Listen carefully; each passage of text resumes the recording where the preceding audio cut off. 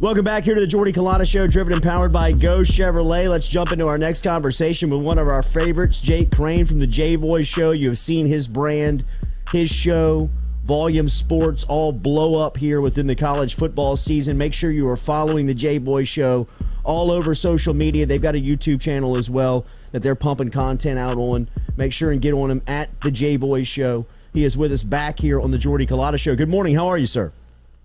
Man, what's up? Doing great. Appreciate y'all having me back. Always, man.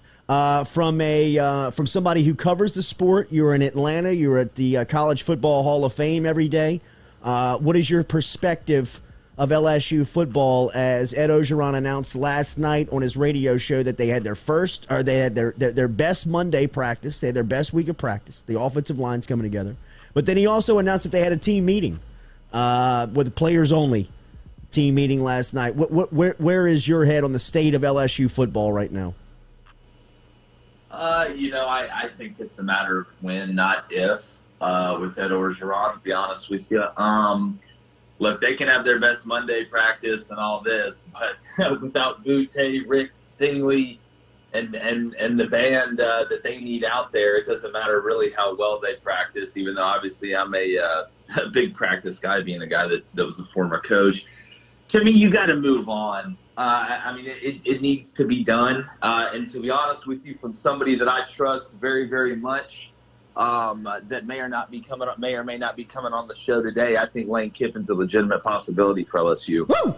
I love to hear that. Woo! What a plug. When you say legitimate possibility, do you mean like done deal? Look, it's not. That's who I want. I'm just saying. First question, Lane. Involved. Anytime Jimmy Sexton's involved, yes. You got to wait and see it, because if you think that, Greg Sankey's the commissioner of the SEC, you hadn't met Jimmy Sexton. Right. That's right. But from what and listen, you'll have people say James Franklin. I just don't see. I don't see that fit. He's from Pennsylvania. I don't see it. What I think you're going to end up seeing, because people forget, LSU made a run at Lane to be the OC before he took the FU job. Like a lot of Saban blocked that, didn't he? Didn't Saban roadblock that? A little bit, yes. Because, again, it all runs through the Nick Saban Rehabilitation Center for coaches and guys who want to be good at life, too, down there at Alabama. But I think there's a legitimate chance that Lane Kiffin is the number one target, and I think there's some mutual interest there. And what I think, if that were to happen, what you would see happen is Lane would go to LSU. I think they'd make a run at Barry Odom at D.C., and then Jeff would probably get the Ole Miss job. So that's kind of – and again, it's going to be very, very early in the process. Look, Edo's cooked, all right? For sure. That goose is cooked.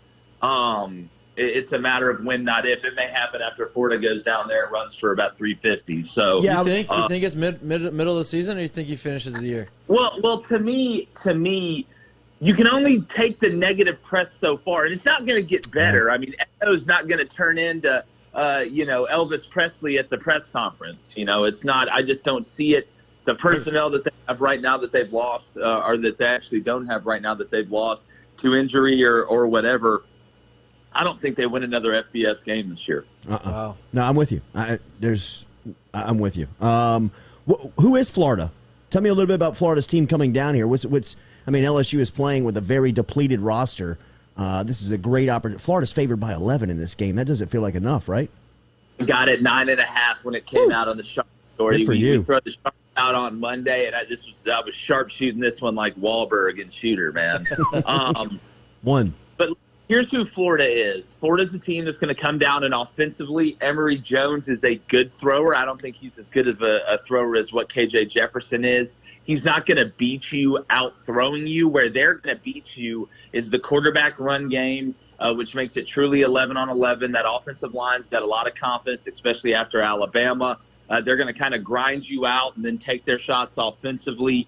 Defensively, they're better than they were last year. They were terrible last year. I think the pass rush is going to give LSU hell. That's the part that I think is going to separate the game. And the thing about Florida is they're one of those teams, similar to what A&M was last year. They're not as good as A&M was last year, but once they get up on you, especially double digits, they're just going to be like a python and squeeze you to death in the run game in the third and fourth quarter and just bleed the clock. So it's almost like playing keep away. So I expect Florida to go down there, understand that LSU's one-dimensional. It is what it is. And I think the Gators win by 13 or more. Maybe Coach O was talking about the run game, though. What are you talking about? Say it again. Coach O was talking about how good our run game was last week. What do you mean we're one-dimensional? Hey, well, it's amazing. You run gap scheme, and you guys are like the damn the Buccaneers. Like, I forgot everything else but the run game last week. Yeah, it's like, hey, Coach, maybe we should run some more gap scheme because we're pretty good at it. What you say, AJ boy? Yeah, that's exactly right. I had to get your staff. Coach, well, former coach, but when you look at what Kentucky did against LSU, how do you not line up and look at Florida and be like, are they not just going to do the exact same thing? If you're an LSU fan, where do you find any optimism after Kentucky was able to run quarterback power? They made him look like he was Taysom Hill 2.0 out there. Now you bring in Emory Jones, where Dan Mullen has completely reversed what Florida did last year and turned him to one of the most dominant rushing teams of the year, and it's one of the biggest switches from a pass-heavy offense to being able to be one of the top 10 rushing teams in the country. If you're an LSU fan, where do you find an answer? Look, some LSU fans aren't going to like this, but I think you're entering the territory of the who do I root for game. Right. I think the best thing that could happen to LSU is for Florida to go down there and win 45-0. Like, to be honest with you, I agree. Just for the future. And I hate to say that, and you'll have LSU fans that are like, "Never! I swear, I'll never do it." Right. But I promise, I just don't see a world in where if you can't stop Kentucky consistently, and that's not taking anything away from Kentucky because Mark Stoops has done an unbelievable job there building that thing from the inside out. But if you can't stop Kentucky's run, you're sure not stopping Florida's run. And Florida's a lot more multiple in what they do from a run game standpoint. They have a little bit more in the kitchen because they have to make up for what is really a non-existent passing game. J-Boy, Jake Crain joining us here on the Jordy Collada Show. Make sure and follow him at the J-Boy Show. Your girlfriend's from Bama, right? Yeah, she is. What's this week been like living with a Tide fan? Well, I talked about on the show yesterday, like, we hadn't been dating through a football season. Oh. So I haven't seen her when Bama's losing. And aren't they so obnoxious, bro? Yeah, how was that? Well, it's like... Watch yourself. I know what you mean. I didn't mean to set you up. No, it's like, look, and I do got to give T-Bizzle credit here. It is like the Soviet Union. I mean, it's like either perfection or fire everybody. It's like, if you've ever seen The Death of Stalin... When they're coaching the hockey team after the plane crashed and the first team all died, and the guy's talking about the plane crash, and he's like, Soviet Union planes don't crash. Like, they just – after the first quarter, she wanted to fire everybody. Chernobyl's not real. I looked at her and I was like, you know what? Like, I just can't wait until you just come back down to earth. And it's 9-3, and God forbid an 8-4. If there was an 8-4, they may secede from the Union in Tuscaloosa. I don't know what would happen. So good. Other games this weekend we are looking at in the SEC. Kentucky at Georgia. Can Kentucky compete here? Look, the pregame's going to be awesome. Game day is going to be there. It's house money for Kentucky. It really is. But no, I'll be shocked if they scored 14.